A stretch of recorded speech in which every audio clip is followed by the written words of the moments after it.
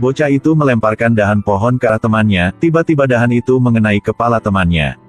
Antoine membeku di tempat, melihat temannya tergeletak di tanah, tak bergerak. Antoine tidak memilih untuk memanggil seseorang untuk membantunya tepat waktu, tetapi mendorong bocah itu ke jurang. Kemudian Antoine kembali ke rumah dengan gelisah. Dia menemukan bahwa jaketnya robek oleh cabang pohon. Tiba-tiba bel pintu berbunyi. Ternyata ibu anak laki-laki lain mulai mencarinya. Dia bertanya kepada Antoine apakah dia telah melihat putranya. Antoine menjadi pucat dan menggelengkan kepalanya. Hati Antoine sangat ketakutan sekarang. Dia segera berlari ke kamarnya, menyembunyikan jaketnya yang robek di bawah tempat tidur. Polisi, setelah menerima berita itu, juga langsung turun ke tempat kejadian. Antoine melihat situasinya menjadi semakin serius, tetapi sekarang dia tidak bisa kembali. Berita di TV juga mulai melaporkan tentang anak yang hilang. Ibu tidak berhenti menghibur Antoine. Jangan khawatir, kita pasti akan menemukan bocah itu. Tapi tidak lama kemudian, polisi datang ke rumahnya. Dihadapkan dengan pertanyaan, Antoine masih bersumpah bahwa kata-katanya benar. Dia berhasil menipu polisi dengan kemampuan aktingnya yang sempurna. Tanpa pilihan lain, polisi hanya bisa memanggil orang-orang di kota untuk mulai mencari bocah itu. Antoine juga menyelinap di belakang.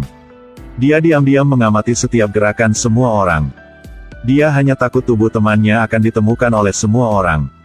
Pada saat ini, tiba-tiba seseorang berteriak keras. "Sisi ini. Aku menemukan sesuatu." Ternyata itu hanya sarung tangan yang dibuang. Semua orang hanya harus terus mencari. Tapi mereka mencari sepanjang hari dan masih tidak bisa menemukan petunjuk apapun. Sekarang rasa takut itu perlahan berkurang. Semangat Antoine benar-benar hancur. Dia harus minum obat penenang setiap hari. Pada saat ini, dia menemukan bahwa jaket bulu robek yang tersembunyi di bawah tempat tidur telah menghilang tanpa meninggal jejak. Antoine diam-diam berjalan keluar kamar, melihat ibunya dengan setia menjahit jaketnya. Jelas bahwa ibunya telah menebak sebagian dari kebenaran. Tapi sebagai seorang ibu, dia tidak bisa mengungkapkan kebohongan putranya. Pada tengah malam, langit mulai badai. Guntur bergemuruh di luar. Antoine terbangun oleh suara keras dan bergegas keluar dari kamar. Ibunya juga berlari keluar kamar pada saat yang bersamaan. Dia berlari ke pintu dan membukanya. Begitu pintu terbuka, dia terkejut menemukan bahwa jalan di luar telah berubah menjadi sungai yang mengalir deras. Antoine melihat pemandangan menakutkan di luar dan segera menutup pintu. Dia berbalik untuk pergi ke arah ibunya, menukik langsung ke pangkuannya. Keduanya saling berpelukan erat. Pada saat inilah cabang pohon besar tiba-tiba jatuh ke dalam rumah dan menabrak ibu, menyebabkan ibunya pingsan. Antoine berlutut untuk melihat ibunya, ingin membangunkannya. Tapi ibunya tetap tidak bergerak. Saat ini, air hujan terus mengalir melalui celah-celah di pintu. Antoine melebarkan matanya pada apa yang terjadi di depannya. Sebelum dia bisa bereaksi, air hujan menerobos pintu dan mengalir ke dalam rumah. Antoine segera menarik ibu ke tempat yang lebih tinggi. Hujan deras membuat ibu terbangun. Dia memeluk putranya dengan erat, menyaksikan barang-barang di rumah hanyut bersama air. Dan jaket anak laki-laki malang itu juga mengambang di atas air.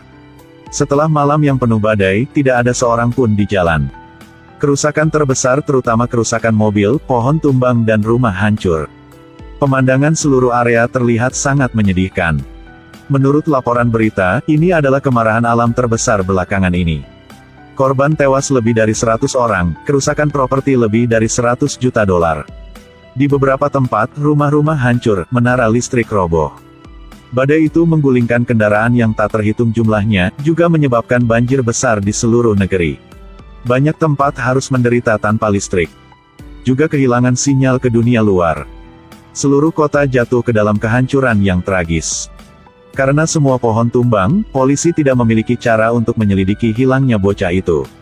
Antoine berdiri di tanah, diam-diam melihat pohon-pohon tumbang di depan matanya. Dia perlahan menurunkan matanya. Ini pasti kabar baik untuknya.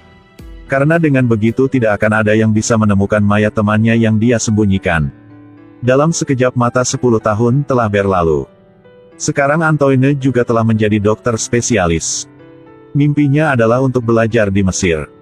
Sebelum Natal, Antoine kembali ke rumah untuk mengunjungi ibunya. Ibu yang duduk di depan meja makan bertanya kepada Antoine bahwa apakah dia tidak baik. Setelah berbicara beberapa kalimat, Antoine menjadi sedikit tidak sabar. Setelah mencium ibunya, dia berbalik dan pergi untuk mempersiapkan pesta Natal. Di pesta hari itu, Antoine dan teman lamanya sedang mengobrol dan curhat. Lalu tiba-tiba terdengar teriakan keras menyela pembicaraan. Sang ibu menyuruhnya pergi ke sana dan memeriksa. Setelah memeriksa lukanya dengan hati-hati, Antoine berkata sambil tersenyum bahwa selama lukanya dirawat, itu akan baik-baik saja. Pada saat yang sama, pesta secara resmi dimulai. MC mulai memperkenalkan program hari ini. Setelah beberapa aksi pembuka, semua orang bebas melakukan apapun yang mereka inginkan. Saat ini Jenny sedang merokok di luar. Antoine membuka pintu dan datang untuk berbicara dengannya. Keduanya mulai berbicara tentang kehidupan masing-masing saat ini. Karena Antoine adalah orang yang progresif, dia berpikir bahwa tinggal di kota tidak akan membantunya mencapai potensi penuhnya. Dia mengatakan bahwa mimpinya adalah pergi ke Mesir untuk belajar dan menjadi seorang dokter. Masa depan akan sangat cerah. Antoine langsung mengatakan bahwa dia naksir Jenny sebelumnya. Tapi Jenny memberitahunya bahwa tahun itu dia juga menyukainya. Kemudian Jenny berbalik dan pergi ke aula, Antoine mengikutinya ke dalam. Dia duduk di depan dokter, mendengarkan mereka berbicara. Pada saat ini, semua orang berbicara tentang klinik dokter, mengatakan bahwa kalau kliniknya memberikannya secara gratis, tidak ada yang membutuhkannya. Dokter segera menatap Antoine dan ingin menjual klinik itu dengan harga murah. Antoine terus menolak, mengatakan bahwa dia tidak akan tinggal di kota di masa depan. Dokter melihat itu dan hanya berharap dia sukses di masa depan. Penolakan Antoine yang ceroboh membuat dia harus membayar mahal. Setelah pesta selesai, Antoine kembali ke rumah, dan ibunya berbicara dengannya tentang klinik. Antoine dengan tegas menolak. Kemudian dia dengan senang hati memotong ayam untuk ibunya. Keesokan paginya, Antoine pergi ke supermarket untuk membeli barang dan bertemu Jenny. Keluar dari supermarket, dia juga memamerkan absnya yang kencang. Setelah memuji Antoine sepenuhnya, keduanya kembali ke rumah bersama. Antoine mengambil foto Jenny yang dia simpan. Dia merasa sangat tersentuh. Langsung mencium Antoine dengan penuh gairah. Setelah beberapa saat, Antoine duduk kosong di tempat tidur sambil berpikir. Dia menoleh untuk melihat Jenny yang masih tidur nyenyak. Tiba-tiba, suara ibunya membuyarkan pikirannya. Antoine buru-buru berpakaian dan bergegas ke ibunya. Kemudian dia membawa ibunya ke kamar sebelah, Jenny mengambil kesempatan untuk pergi keluar. Selanjutnya, Antoine harus bertindak sendiri. Dia ingin pergi ke Mesir untuk mewujudkan impiannya. Tetapi pada saat inilah dia melihat banyak mobil di hutan. Setelah bertanya kepada pamannya, dia mengetahui bahwa kota itu memperluas ekonominya, merencanakan rencana hutan. Kemudian jual kayu itu ke bengkel pertukangan besar. Untuk mengkonfirmasi keaslian ini, Antoine langsung pergi ke hutan untuk memeriksa. Menyaksikan setiap cabang jatuh, dia jatuh ke dalam perenungan. Karena dia khawatir tubuh temannya pada masa kecilnya akan tergali sewaktu-waktu. Antoine dengan bersemangat kembali ke rumah mencari semua yang bisa dia gunakan. Tiba-tiba dia menemukan sebuah kotak. Membukanya, ternyata itu semua koran lama yang melaporkan mencari bocah itu. Dia segera menutup tutupnya. Kemudian Antoine pergi ke sisi ibunya, memeluknya, mengucapkan selamat tinggal sementara. Malam itu, Antoine mengambil peralatannya dan pergi sendirian ke hutan di gunung. Dia berencana untuk menemukan tubuh temannya dan kemudian diam-diam membawanya ke tempat lain. Antoine menyalakan senter, memasuki tempat yang tidak akan pernah dia lupakan dalam hidupnya. Antoine melihat tubuh itu, tetapi untuk waktu yang lama masih tidak bisa menggalinya. Saat dia mencoba lagi, seorang pekerja mendengar suara dan berjalan ke arahnya, yang membuatnya takut dan segera berlari pulang. Keesokan harinya, Antoine bangun, minum pil obat penenang biasa. Dia akan sarapan ketika dia mendengar isak tangis ibunya. Dia segera berlari ke sisi ibunya.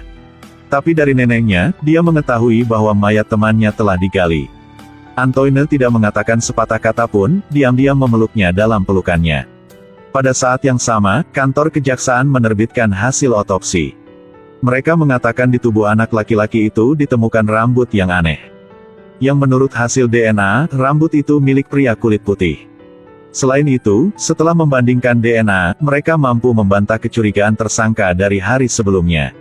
Ayah anak laki-laki itu sangat marah, berteriak dengan marah. Dia menyarankan melakukan tes DNA pada semua warga kota, sehingga menemukan pelakunya. Tetapi jaksa mengatakan bahwa pembunuhnya bukan hanya orang di kota, itu juga bisa menjadi orang luar. Jadi menyangkal pendapatnya. Kemudian mereka menyatakan persidangan berakhir. Sekarang, kecemasan di hati Antoine juga lega untuk sementara. Jenny tiba-tiba datang kepadanya dan mengatakan kepadanya bahwa dia yakin bahwa dia hamil. Tapi Antoine tidak percaya, menegaskan bahwa anak itu bukan anaknya. Tanpa diduga Jenny tidak ingin aborsi, dia ingin menikah dengannya. Antoine menggunakan alasan bahwa dia perlu belajar di luar negeri untuk menolak menikah. Jenny ingin membuktikan bahwa anak ini adalah miliknya, meminta tes DNA. Mendengar tentang tes DNA, Antoine takut, jadi dia hanya setuju untuk menikahinya. Tepat pada saat kehidupan Antoine berada dalam kekacauan, dokter tiba-tiba datang ke rumah untuk menemukannya. Dia mengatakan dia bersimpati dengan keluarga anak laki-laki yang terbunuh itu. Putra mereka dibunuh oleh orang lain tetapi mereka tidak pernah tahu siapa pembunuhnya. Dia merasa sangat kejam, jadi dia duduk di sebelahnya, lalu berbicara tentang 15 tahun yang lalu.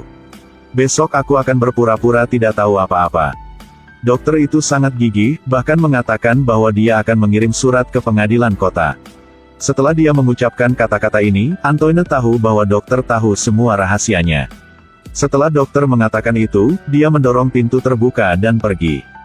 Dan Antoine, karena dia ingin menghentikan dokter, pergi ke rumahnya dan berkata dia akan membeli klinik dengan harga tinggi. Tapi nasib buruk tidak berhenti di situ. Bertahun-tahun kemudian, Antoine menjadi terapis utama di klinik itu. Hari itu, dia pergi ke rumah sakit dan menemukan bahwa pasien adalah tersangka tahun itu. Dia menemukan Antoine, menceritakan tujuan sebenarnya datang ke sini. Dia memberitahu Antoine bahwa dia dan ibunya telah lama jatuh cinta, jadi dia bertindak seolah-olah tidak ada yang terjadi. Dia memberi Antoine surat. Dalam surat itu adalah jam tangan yang jatuh ketika dia mendorong temannya ke bawah jurang. Pria itu kemudian berbalik dan pergi. Setelah mengucapkan selamat tinggal kepada ibu Antoine, dia masuk ke mobil dan meninggalkan tempat ini. Antoine tidak perlu khawatir lagi. Tetapi apakah dia benar-benar tidak perlu khawatir atau malu? Tidak ada yang bisa tahu. Dalam sekejap mata, ini Natal tahun depan. Dia dan keluarga Jenny dengan senang hati merayakan Natal. Pada saat ini, Jenny, saudara perempuan temannya yang meninggal menjadi istrinya. Orang tua anak laki-laki itu juga menjadi orang tuanya. Dan mimpinya juga karena anak laki-laki itu yang tidak akan bisa dia penuhi seumur hidupnya. Sejak itu dia dikurung di kota ini, seperti berakting dalam drama. Mungkin Antoine tidak dihukum oleh hukum. Tetapi karena tindakan 3 hari yang singkat tahun itu, dia tidak bisa menghilangkan rasa bersalahnya selama sisa hidupnya. Sama seperti judul film ini, 3 Days and One Life.